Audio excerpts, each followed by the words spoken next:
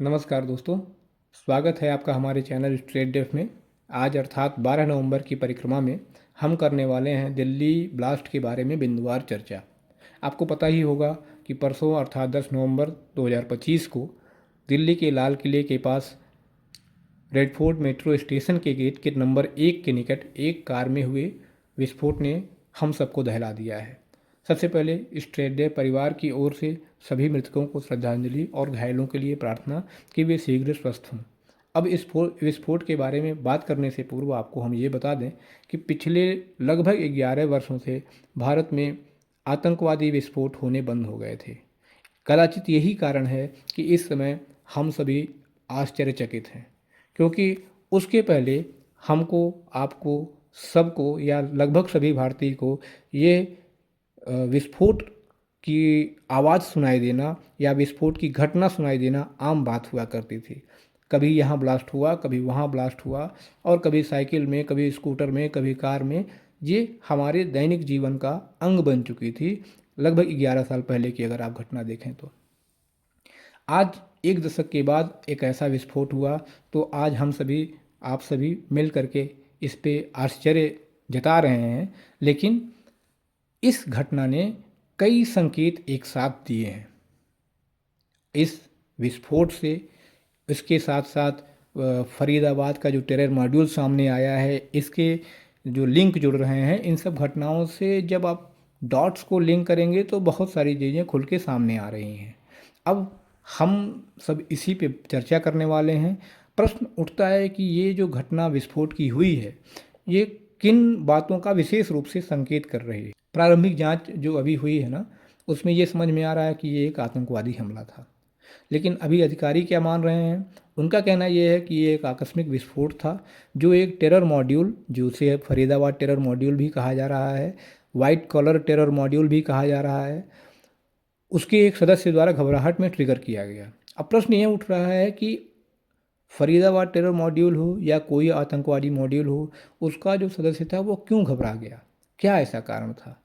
अब इस घटना को विस्तार से जानने के लिए सबसे पहले हम डॉट्स को समझते हैं और फिर उसे कनेक्ट करते हैं कि यह कैसी घटना थी और उसके पीछे उसका उद्देश्य क्या था।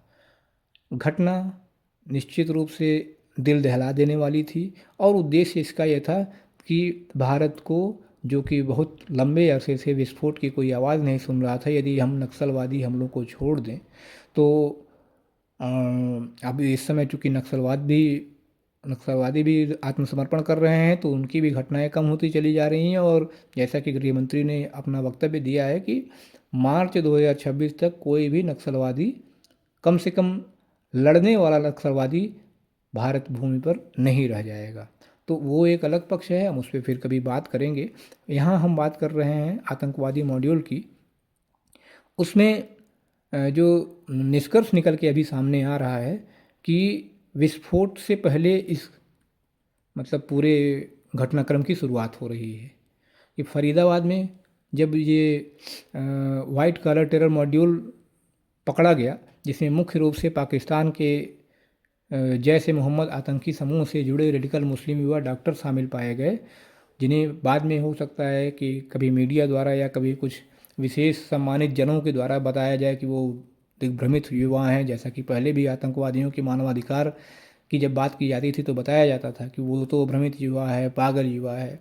तो इन्हें भी हो सकता है बताने का प्रयास किया जाए, और वो एक अलग पक्ष है, उस पर फिर कभी हम चर्चा करेंगे कि किस तरह से आतंकवाद पर के ऊपर लिपापोती करके उसे बचाने का प्रयास किया जाता है। लेकिन यहाँ मुख्य बात यह आ रही है कि क्या यह वाइट कॉलर टेररिज्म का मामला है। इस पर बात करेंगे, जब आपको पता चलेगा तो आप आश्चर्यचकित हो जाएंगे।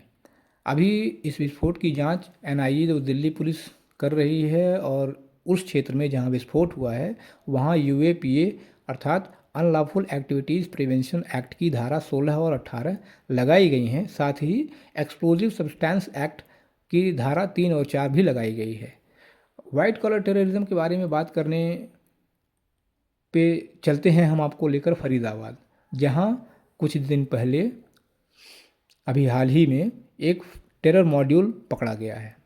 ब्लास्ट से कुछ घंटे पहले जम्मू कश्मीर पुलिस, हरियाणा पुलिस ने फरीदाबाद में एक इंटर स्टेट टेरर मॉड्यूल को पकड़ा और 2900 किलो, सोचिए कि लगभग 3000 किलो मान लीजिए, 2900 किलो संदिग्ध एक्सप्लोजिव, मुख्य रूप से अमोनियम नाइट्रेट आसानी से एक्सप्लोजिव डिवाइस बनाने के लिए यूज़ किया जाता है, 20 टाइमर्स, असाल्ट राइफल्स, हैंडगन्स, गोला बारूद पकड़े गए।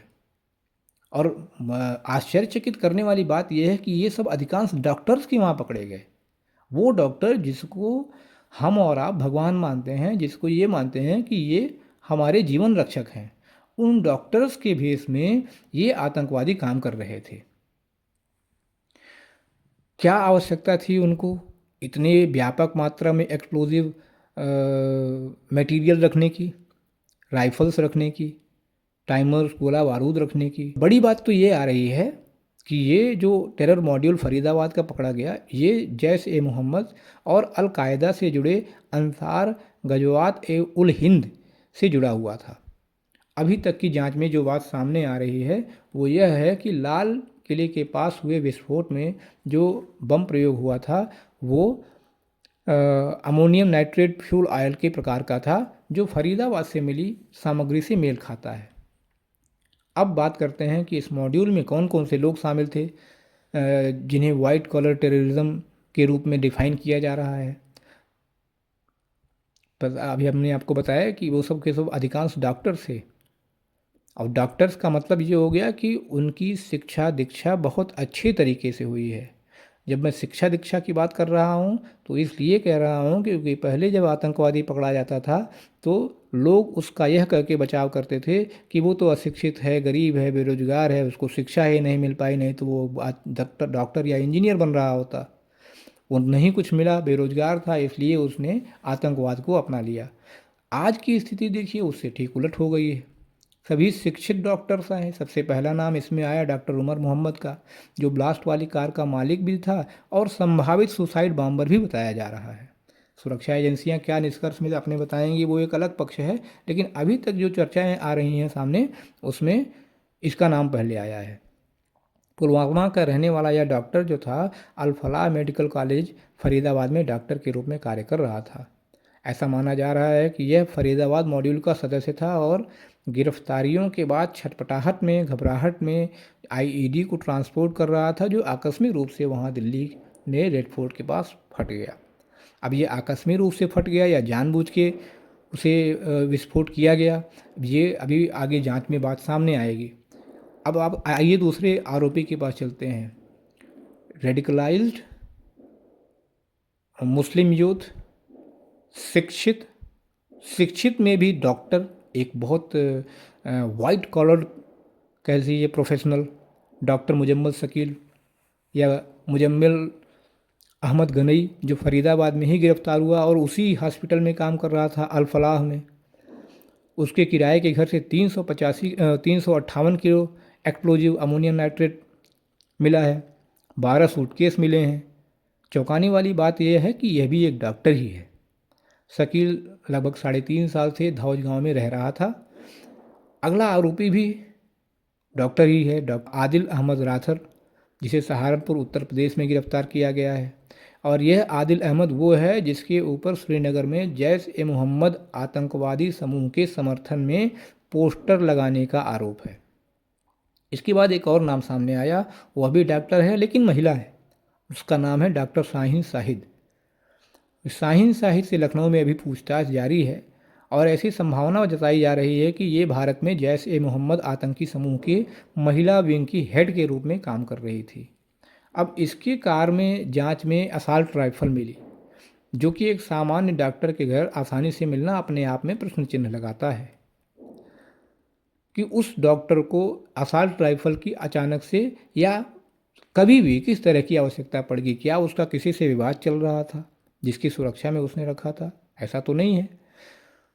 इसके बाद इमाम इश्तियाक जो है वो शोपियां से गिरफ्तार किया गया है और इस इमाम के तार डॉक्टर शकील से जुड़े पाए गए हैं। और इसके साथ साथ सादिया अजहर, जैश ए मोहम्मद की महिला विंग से जुड़ी हुई महिला, और मुजम्मिल शकील का साथी नबी, ये सब पकड़े गए हैं। इस मॉड्यूल में रेडिकल डॉक्टर्स का एक टेलीग्राम ग्रुप भी था, जहाँ से समन्वय या कह सकते हैं कि इस पूरी टेरर प्लानिंग की पूरी विधिवत ये सब व्यवस्था कर रहे थे। ध्यान देने योग्य बात यह है कि फरीदाबाद केस में अभी पूछताछ चल ही रही थी कि विस्फोट की घटना सामने आ गई। तो हमारा ये जो प्रश्न था कि ये विस्फोट और जो दिल्ली का हुआ अभी और फरीदाबाद विस्फोट सामग्री वाला जो मामला है, ये दोनों वाइट कॉलर टेररिज्म का मामला है या नहीं। तो इसका उत्तर तो अभी तक तो ये समझ में आ गया कि इसका उत्तर है हाँ, क्योंकि अभी तक की जांच में जो बात सामने आई है उसमें यही लग रहा है कि इसमें शामिल लोग जो वाइट कॉलर प्रोफेशनल्स हैं, डॉक्टर्स हैं, वो अधिकांश सब रेडिकल इस्लामिक विचारधारा से प्रभावित भी हैं। वो एक्सप्लोजिव की स्मगलिंग और स्टोरेज में शामिल थे। अब सुरक्षा एजेंसियां आगे की जांच में खुलासा करेंगी कि आगे और क्या क्या डिटेल सामने आती हैं, लेकिन ये जो मॉड्यूल पकड़ा गया है ना, वो पाकिस्तान स्थित जैश ए मोहम्मद आतंकी समूह से निर्देशित था, जो पुलवामा हमले के लिए जिम्मेदार भी है। इनके द्वारा ये एक्सप्लोजिव दिल्ली में आतंक फैलाने के लिए एकत्रित किए जा रहे थे, और जब से भारत ने ऑपरेशन सिंदूर किया है तब से पाकिस्तान इसका बदला लेने के लिए दिन रात प्रयास कर रहा है। और उसी समय हमने आपको बताया था वीडियोस के माध्यम से कि आने वाले समय में दिल्ली मुख्य रूप से टारगेट करके या उसके अतिरिक्त अन्य कई जगहों पे टारगेट करके विस्फोट किया जा सकता है, आतंकवादी हमले हो सकते हैं। तो लगभग 6 महीने बाद ये घटना हमारे आंखों के सामने है। अब ये इस विस्फोट की एक और टाइमलाइन समझिए कि लगभग 3 हफ्ता पहले श्रीनगर में जम्मू कश्मीर के श्रीनगर में जैश ए मोहम्मद आतंकी समूह के पोस्टर्स के समर्थन में नारे भी लगे और पोस्टर्स भी लगाए गए थे। उसके बाद सुरक्षा एजेंसियों की दृष्टि फरीदाबाद मॉड्यूल पर लगभग 26 दिनों से थी। वो सुरक्षा एजेंसियां लगातार उन पर दृष्टि गड़ाए हुए थी, जांच कर रही थी। और दिल्ली का जो ब्लास्ट हुआ वो गिरफ्तारियों के थोड़ी देर बाद हुआ, तुरंत बाद कह लीजिए हुआ, जो इन वाइट कलर आतंकियों की घबराहट को दर्शाता है। अब एक और मुख्य बात सामने आ रही है कि कई लोग ये प्रश्न पूछ रहे हैं कि भैया 2900 किलो एक्सप्लोजिव मटेरियल आया कहाँ से। तो देखिए, मुख्य रूप से जो एक्सप्लोजिव है वो अमोनियम नाइट्रेट पकड़ा गया है, और उसके सटीक स्रोत की पुष्टि अभी सुरक्षा एजेंसियों के द्वारा नहीं की गई है।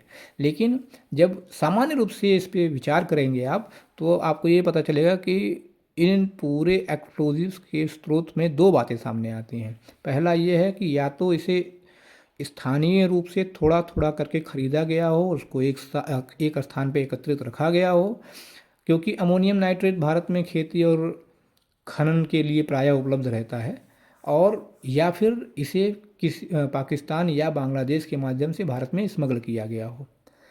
और अगर जैश ए मोहम्मद आतंकी समूह जैसे पाकिस्तानी आतंकी संगठनों के अभी तक के पैटर्न को देखा जाए तो ये कहा जा सकता है कि इसमें स्मगलिंग की प्रबल संभावना है।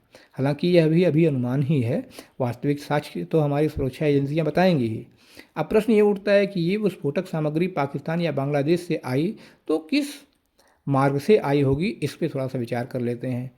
जब आप टेरर स्मगलिंग रूट्स के बारे में बात करेंगे या खोजेंगे तो आपको पता चलेगा कि भारत पाकिस्तान और भारत बांग्लादेश सीमा पर कुछ संभावित रूट ऐसे हैं जिसमें स्मगलिंग के चांसेस ज़्यादा रहते हैं। इनमें सबसे पहला ये है सियालकोट से सांबा का सेक्टर, जो पाकिस्तान में सियालकोट है और जम्मू कश्मीर में सांबा का एरिया है। वहाँ जो अंतर्राष्ट्रीय सीमा है वो सुरंगों और घुसपैठ के लिए जानी जाती है।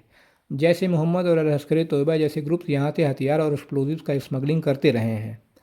तो अभी जो सघन जांच जम्मू कश्मीर में चल रही है उससे यह पता चल रहा है कि एलओसी में जो विभिन्न स्थानों पे गैप है ना, उनका प्रयोग ड्रोन से रेकी के लिए किया जाता है। इसमें स्मगलिंग का जो काम है ना वो बहुत आसान हो जाता है। तो ये एक आधार बन रहा है कि वहाँ से हो सकता है स्मगलिंग की गई हो। दूसरा संभावित मार्ग जो है वो पंजाब में अंतर्राष्ट्रीय सीमा से ड्रोन फैसिलिटी के द्वारा थोड़ा थोड़ा करके इन विस्फोटक सामग्रियों को आतंकियों के द्वारा एकत्रित किया गया हो, क्योंकि यह एक आम रूट है। पाकिस्तान से ड्रोन का प्रयोग इस अंतर्राष्ट्रीय सीमा पर पंजाब में हथियार, नारकोटिक्स और एक्सप्लोजिव ड्रॉप करने के लिए किया जाता रहा है। क्योंकि पिछले साल अभी मान लीजिए 2024-25 में अब तक के लगभग 150 ड्रोन स्मगलिंग केसेस रिपोर्ट हुए और अधिकांश उनमें से अधिकांश तो बीएसएफ ने जब्त भी किए हैं। और जैश ए मोहम्मद जैसे आतंकी समूह ऐसे विधियों का प्रयोग कई बार करते हुए पाए गए हैं। तो एक अनुमान ये लगाया जा रहा है कि अमोनियम नाइट्रेट को यहाँ से इस तरह से स्मगल किया गया होगा और फिर बॉर्डर से दूर ले जाके एकत्रित किया गया होगा, स्टॉक किया गया होगा। तीसरा एक रूट आ रहा है मुर्शिदाबाद से मालदा का रूट। यह मार्ग पश्चिम बंगाल में बांग्लादेश बॉर्डर पर स्थित है, जहां नकली करेंसी, हथियार और ड्रग्स की स्मगलिंग आम है। हालांकि जैश ए मोहम्मद आतंकी समूह पाकिस्तान पर आधारित है, इसलिए इस मार्ग की प्रयोग की संभावना तो कम लग रही है। लेकिन आजकल बांग्लादेश जिस तरह से पाकिस्तान से निकटता बढ़ा रहा है, इसलिए यहाँ भी इस संभावना से इनकार नहीं किया जा सकता, क्योंकि बांग्लादेश में भी रेडिकलाइजेशन बहुत बढ़ चुका है। वहाँ पे भी अधिकांश पाकिस्तानी विचारधारा के समर्थक लोग बढ़ते जा रहे हैं। तो सुरक्षा एजेंसियों की जांच से अभी तक जो संकेत मिले हैं ना, उसमें ये समझ में तो आ रहा है कि मॉड्यूल ट्रांसनेशनल है, इसलिए पाकिस्तानी रूट के प्रयोग की संभावना ज़्यादा अधिक है। लेकिन अमोनियम नाइट्रेट स्थानीय रूप से उपलब्ध होने के कारण इसमें स्मगलिंग के साथ साथ हमारी सुरक्षा एजेंसियां लोकल प्रोक्योरमेंट की भी जांच कर रही हैं। कुछ लोगों का कहना ये है कि बड़ी समस्या की बात तो ये आ रही है कि वाइट कलर रेडिकल आतंकवादी का ये एक नया ट्रेंड सामने आया है, जिसमें वे क्या कर रहे हैं, अब आतंकवादी प्रोफेशनल मुस्लिम युवा को रेडिकलाइज करके उसको आतंकवादी कार्यों के लिए प्रयोग कर रहे हैं। अभी इस समय हम और आप सुरक्षित हैं, तो इसके लिए सुरक्षा एजेंसियों को तो धन्यवाद दिया ही जाए, क्योंकि अगर 2900 किलो फटा होता तो सोचिए क्या होता, पूरी दिल्ली दहल जाती। बच गए, नहीं तो 2008 के उस विस्फोट को तो भूल ही जाते। अब फिर अगले 10 वर्षों तक, 20 वर्षों तक ये याद रहता, 2025 नवंबर 2025 याद रखते। इसलिए सुरक्षा एजेंसियों की चूक के बारे में जो लोग कह रहे हैं, तो सुरक्षा एजेंसियों की ये चूक नहीं है। अगर आप 25 मामले रोकेंगे तो जाहिर सी बात है, एक मामला, दो मामला आपकी आंखों से हट जाएगा ही जाएगा। और फिर भी अब ये नुकसान तो नुकसान हुआ है, कई उसमें 8 लोग मारे गए, तो उसके लिए तो सुरक्षा एजेंसियां अपना प्रयास कर ही रही हैं कि आगे से ऐसे हमले रोके जाएं। लेकिन सोचिए कि अगर ये 2900 विस्फोट, ये सभी डॉक्टर्स जितने रेडिकलाइज्ड मुस्लिम यूथ हैं, अगर ये सफल हो जाते विस्फोट करने में, तब क्या होता। तो अब सुरक्षा एजेंसियों के लिए दो चुनौती सामने है। पहला ये कि ये जो फरीदाबाद वाला पूरा वाइट कॉलर टेरर मॉड्यूल है, इसके बारे में जांच करके कनेक्शन बताएं कि क्या वास्तव में ये दिल्ली से कनेक्टेड है। कनेक्शन थोड़ा बहुत तो खुल ही चुका है, आगे और खुलेगा। उसके साथ साथ बड़ी समस्या जो ये आ रही है कि मुस्लिम युवाओं का रेडिकलाइजेशन बढ़ रहा है, उसको कैसे रोका जाए और उस पर कैसे जांच किया जाए, ये सुरक्षा एजेंसियों की अगली समस्या होने वाली है। इसमें जांच तो जारी है, आगे भी गिरफ्तारियां होंगी, यह संभव है। इस स्थिति में हमको, आपको या आम जनमानस को क्या करना है, इस पर हम अगले अंक में चर्चा करेंगे। इसके लिए अब हमें दीजिए अनुमति। आपको यह वीडियो अच्छी लगी हो तो लाइक कीजिए, शेयर कीजिए, हमारा चैनल स्ट्रेट डेव सब्सक्राइब कीजिए। मिलते हैं अगली वीडियो में। नमस्कार। अपना ध्यान रखिए, सुरक्षित रहिए।